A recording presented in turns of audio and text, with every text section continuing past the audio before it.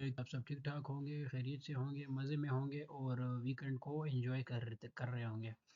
अच्छा, वीकेंड के साथ-साथ तो हमारे साइड भी काफ़ी बारिशें लगी हुई हैं। आई होप कि आपकी साइड भी बारिश होगी, बल्कि ओवरऑल पूरी पूरी कंट्री के अंदर बारिशें हैं। सो अच्छा है, एंजॉय के लिए टाइम मिल जाता है। अच्छा, अगर हम काम की बात के ऊपर आ जाएँ तो बिटकॉइन आज हम मार्केट के उस सिनेरियो को देखेंगे कि आने वाले अपकमिंग डेज़ के अंदर हमारे पास क्या अपडेट्स आने वाली हैं मार्केट की, मार्केट क्या पोजीशंस करने वाली है या हमने अपनी पोजीशंस कहाँ पे बिल्ड करनी है। इस वीडियो के अंदर इंशाल्लाह हम 4 टू 5 सिग्नल्स जो हमारे मिड टर्म के सिग्नल्स हैं, उनकी एंट्रीज़ भी शेयर करेंगे, खुद भी उनके ऊपर एंट्रीज़ करेंगे, आपके साथ भी उनकी एंट्रीज़ को शेयर करेंगे। पहले अगर पॉइंट की तरफ जाएँ तो बीटीसी की प्राइस अभी ट्रेड कर रही है अराउंड कोई 62,188। वीकली टाइम फ्रेम हमारे पास खुला हुआ है, तो वीकली टाइम फ्रेम के हिसाब से हम वीक की ट्रेड्स अपनी बनाएंगे, यानी कि मार्च के मंथ की हम अपनी ट्रेड बनाएंगे। अगर हम डेली टाइम फ्रेम के ऊपर बीटीसी की प्राइस को देखें तो बीटीसी मुसलसल कंसोलिडेशन फेज के अंदर यहाँ पे है, यानी कि हमारे पास एक नो ट्रेड जोन है पूरी की पूरी मार्केट के अंदर कोई वॉल्यूम नहीं पड़ रहा। वॉल्यूम नहीं पड़ने की वजह से कोई कोई ख़ास इम्पैक्ट या कोई ख़ास मूवी भी मार्केट के अंदर नहीं आ रहा। होता क्या है कि इसकी एक रीज़न होती है, इसकी रीज़न क्या होती है कि जो बिग वेल्स होते हैं वो यहाँ पे बाइंग एंड सेलिंग पोजीशंस बहुत ज़्यादा मार्केट के अंदर एंटर करते हैं। जब मार्केट के अंदर बाइंग एंड सेलिंग काफ़ी ज़्यादा क्वांटिटी के अंदर ऐड हो जाती है तो फिर मार्केट एक उस साइड का रुख बना लेती है, यानी कि अगर हम मुसलसल कोई 6 7 8 10 दिन से देखें तो बीटीसी बिल्कुल हवा में उड़े जा रहा था, लेकिन नाउ द टाइम बीटीसी बिल्कुल यहाँ पे एक ऐसे जोन के ऊपर आ चुका है कि यहाँ पे इन्वेस्टर्स को समझ नहीं आ रहा कि मैं अपनी लॉन्ग की पोजीशंस बिल्ड करूँ या मैं अपनी शॉर्ट की पोजीशंस बिल्ड करूँ। लेकिन यहाँ पे एक दो जोन्स होते हैं साइकोलॉजिकल साइकोलॉजिकल जोन्स होते हैं यहाँ पे, जहाँ जो कि आपकी हमारी नज़र के ऊपर भी होते हैं एंड वेल्स की नज़र पे भी होते हैं। अब दो जोन्स हमारे पास कौन से हैं? एक फर्स्ट जोन तो है हमारे पास ये वाला कि मार्केट इसको ब्रेक करके अपना एक हाई बना दे या जो प्रीवियस हाई है उसके करीब लग जाए, तो यहाँ पे भी लिक्विडेशन है। जिन्होंने शॉर्ट किए हुए ऑफ कोर्स उनके स्टॉप लॉसेस यहाँ पे पड़े हैं, सेम एज इट इज़। अगर डाउन साइड में हम देखें तो हमारे पास ये 59K का जोन है, ये वाला। और जिन्होंने लॉन्ग, खैर लॉन्ग्स तो काफ़ी नीचे से बने हुए हैं, लेकिन जो 4 से 5 डेज़ के अंदर बीटीसी को यहाँ पे एक डिस्ट्रीब्यूशन फेज के अंदर क्रिएट करने की रीज़न यही होती है कि यहाँ पे लिक्विडिटी मार्केट के अंदर इकट्ठी की जा रही है। होता क्या है कि जब मार्केट देखें, एक एक्यूमुलेशन, मैनिपुलेशन, डिस्ट्रीब्यूशन, ये मार्केट का एक रुख भी होता है, एक तरीक़ाकार भी होता है। और टाइम साइकिल के हिसाब से देखें तो कुछ मंथ्स हमारे पास एक्यूमुलेटिंग के होते हैं, कुछ मंथ्स हमारे पास मैनिपुलेटिंग के होते हैं और कुछ मंथ हमारे पास डिस्ट्रीब्यूशन फेज के होते हैं एक साल के अंदर। फिर वो एज इन्वेस्टर प्लान्स होते हैं, एज इन्वेस्टर स्ट्रेटजीज होती हैं। वो एक बहुत बड़ी स्ट्रेटजीज हैं, उनके ऊपर आई थिंक सो कि बहुत कम लोग उन स्ट्रेटजीज के ऊपर वर्क करते हैं। तो फर्स्ट ऑफ ऑल, अगर बीटीसी यहाँ से बीटीसी इस जोन को ब्रेक करता है तो हमारे पास नीचे जोन है 50, यहाँ से गिरता है तो हमारे पास एक मेजर जोन है 59,000 का हमारे पास जोन है। और अगर बीटीसी यहीं से उठता है तो हमारे पास 65 एंड 66,000 का जोन है, बीटीसी यहाँ पे चला जाएगा। लेकिन according to history, according to datas और अकॉर्डिंग टू टेक्निक फंडामेंटल या ऑन चेन या बाकी चीज़ों के हिसाब से देखें तो बीटीसी को ऊपर नहीं जाना चाहिए।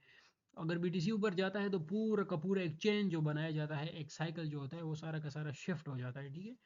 तो इसके साथ अगर हम लिक्विडेशन साइड के ऊपर जाएं तो मार्केट के अंदर जो मेजर लिक्विडेशन पड़ी लिक्विडेशन जो मार्केट के अंदर हमारे पास पड़ी हुई है वो पड़ी हुई है $55,000 के ऊपर, कोई 530 525 मिलियन डॉलर की। एंड हमारे पास जो दूसरी लिक्विडेशन पड़ी हुई है वो पड़ी हुई है कोई अराउंड ये, यानी कि वो लिक्विडेशन हमारे पास कम है। हमारे पास नीचे साइड की लिक्विडेशन बहुत ज़्यादा बड़ी बड़ी हैं, 536 540 550 600 मिलियन के लगभग लिक्विडेशन पड़ी हैं। फाइनेंस मार्केट के अंदर जो मूव होती है जिसे हम प्राइस एक्शन कहते हैं, सेम एज जो प्राइस एक्शन होती है वो होता है लिक्विडेशन। इसके साथ अगर हम बिटकॉइन की जो स्पीड है, चलिए प्राइस एक्शन तो हमारे सामने है, फंडामेंटल्स भी हमारे सामने हैं, टेक्निकल्स भी हमारे सामने हैं।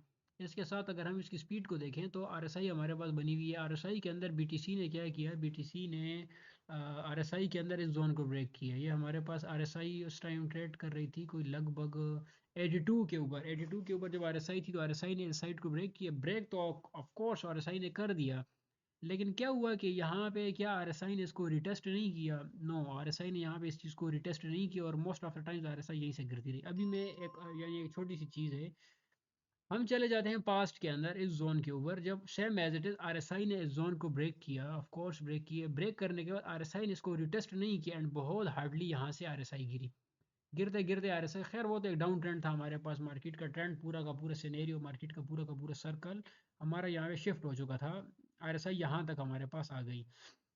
अब अगर हम इसके साथ प्राइस एक्शन को देखें तो सेम एज इट इज़, यहीं पे आरएसआई थी, आरएसआई जब यहाँ ये आरएसआई थी, ये जोन था हमारे पास, कंसोलिडेट किया, कंसोलिडेट करने के बाद बीटीसी की प्राइस डंप कर गई, यहाँ पे आ गई। लेकिन प्रेजेंट सिनेरियो के अंदर हम देखें तो सेम एज इट इज इसी तरह का कोई सीन हमारे पास बन रहा है।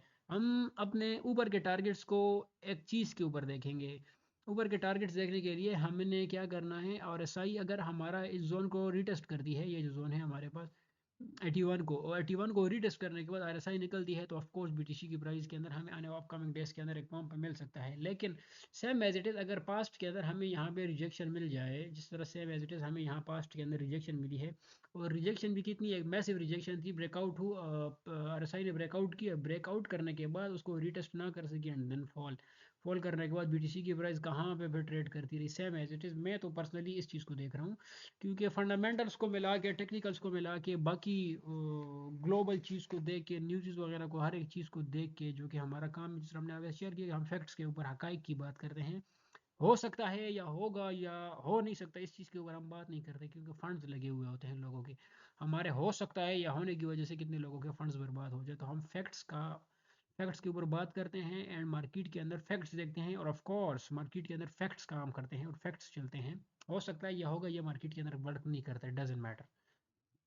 आई होप सो कि यहाँ से आरएसआई को ब्रेक, यहाँ से आरएसआई रिटेस्ट नहीं करनी चाहिए, इस ट्रेंड को आरएसआई ने ब्रेक करना है अपने जोन को, और अगर आरएसआई जोन को ब्रेक कर दिया है तो हमारे पास एक मेजर लेवल है 68 का, 68 के बाद यहाँ तक अभी तक रिटेस्ट नहीं हुआ 48 का, तो अगर यहाँ पे आर बीटीसी इसी तरह का अगर मूव देता है तो हमें सून बीटीसी को 36, 34, $35,000 के ऊपर देखना चाहिए।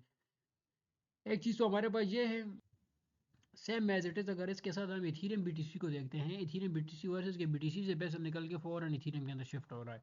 अगर इथीरियम बीटीसी को देखें तो यहाँ पे एच बीटीसी, जिस तरह एच बीटीसी ऊपर गया, एच बीटीसी की कैंडल यहाँ पे हमारे पास वीकली टाइम फ्रेम के ऊपर गई, सेम एज इट इज़ 2200 से लेके कोई अराउंड 3000, 3200, 3300, 3500 तक इथीरियम ने ट्रेड किया कोई 2-3 वीक्स के ऊपर, वहीं से एच बीटीसी गिरा।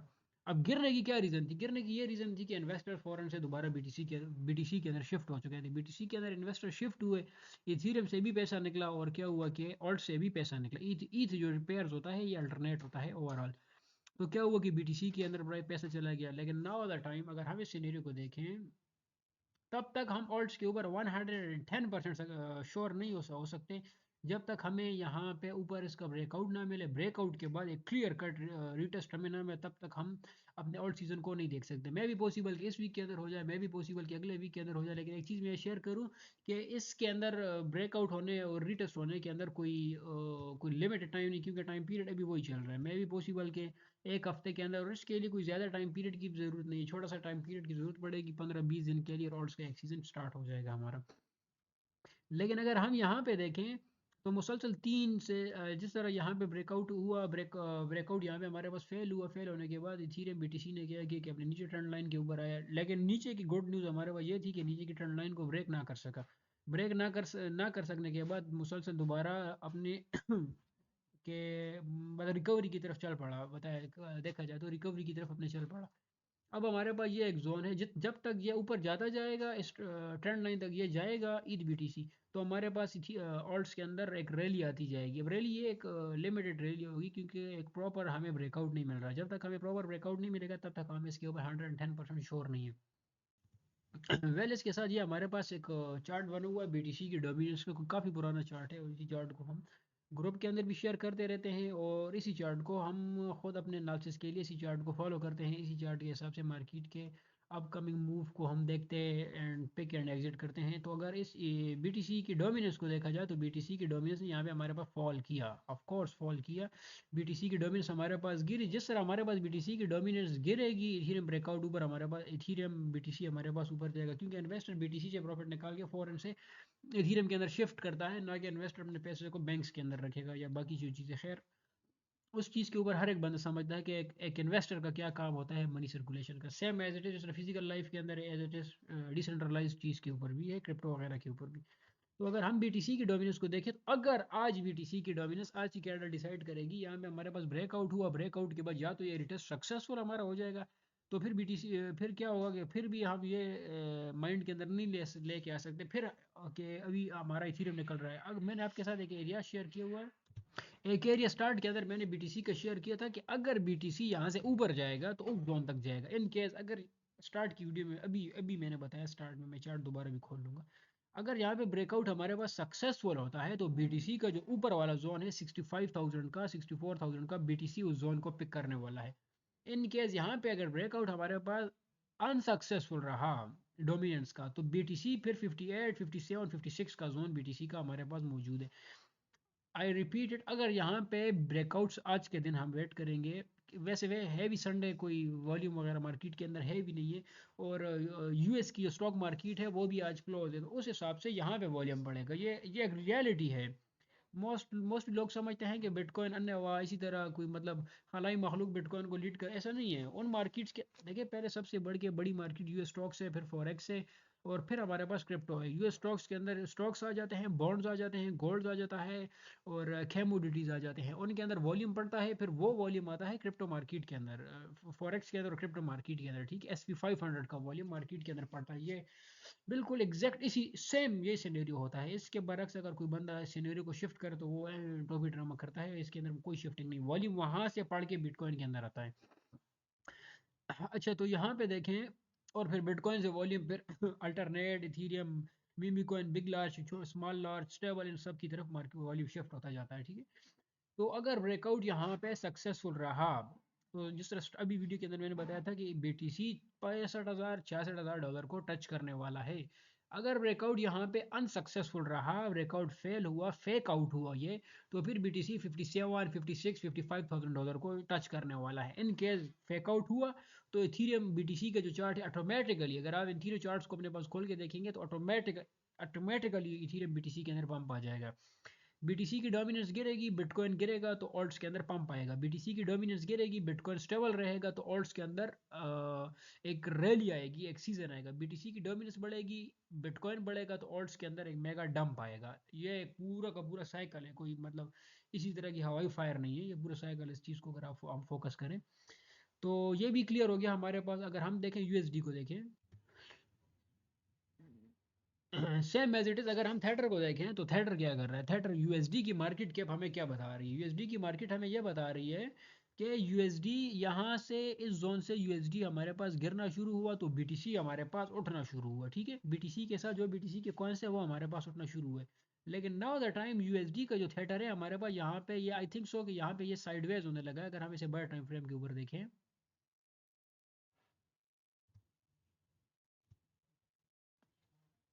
यस,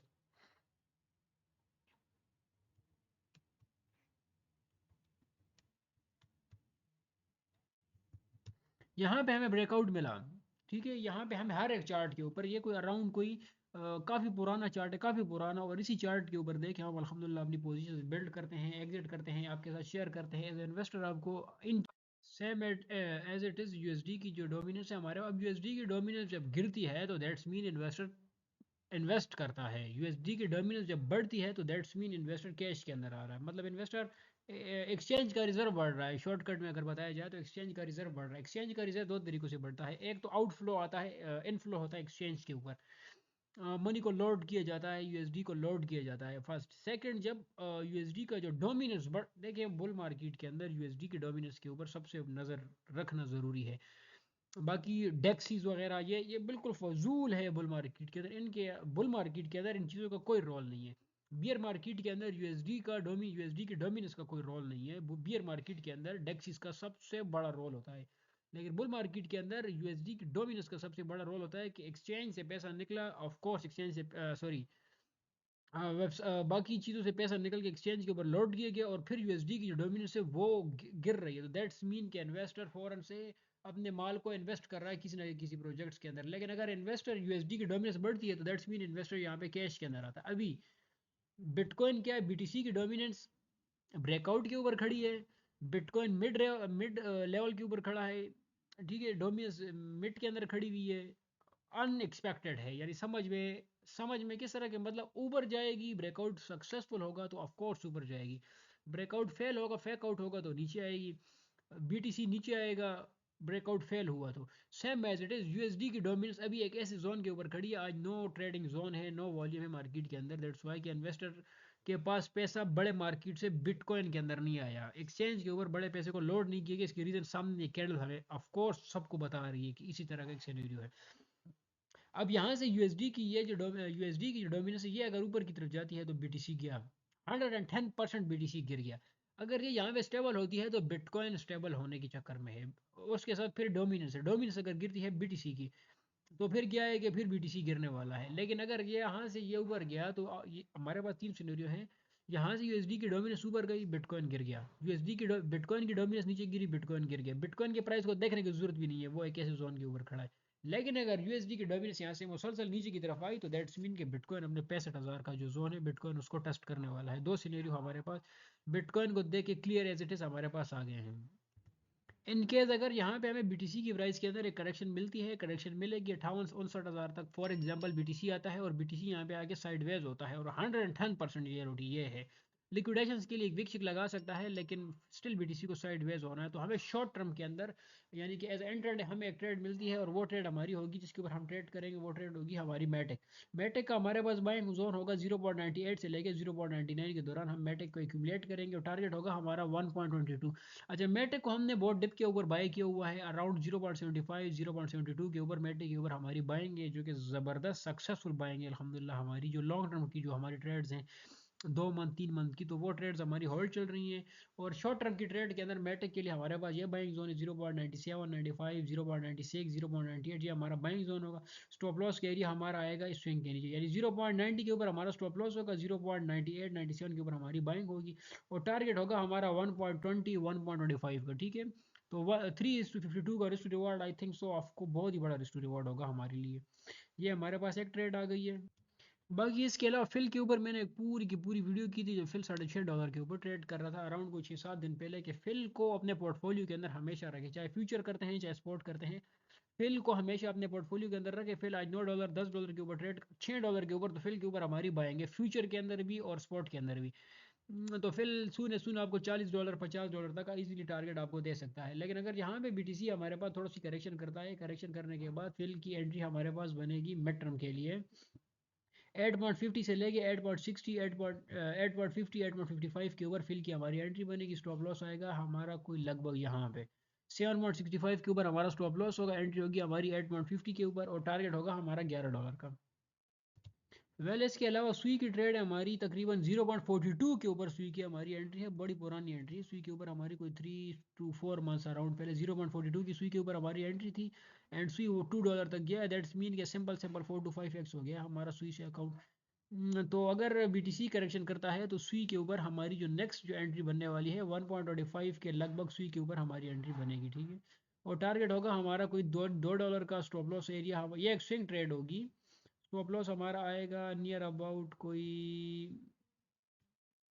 0.98, यानी $1 के ऊपर हमारा स्टॉप लॉस है, 1.25 के ऊपर एंट्री है हमारी, और टारगेट है हमारा सेफ साइड के एरिया $2 का। ठीक है, ये ट्रेड भी हमारी तकरीबन अगर स्पॉट के अंदर बाइंग की जाए तो आराम सुकून से कोई 75% तक की ट्रेड बनेगी, बन जाएगी हमारी। इसके अलावा वेल इसके साथ STX है, जिसके ऊपर हमने काफ़ी ज़्यादा वीडियोज STX के ऊपर की हैं।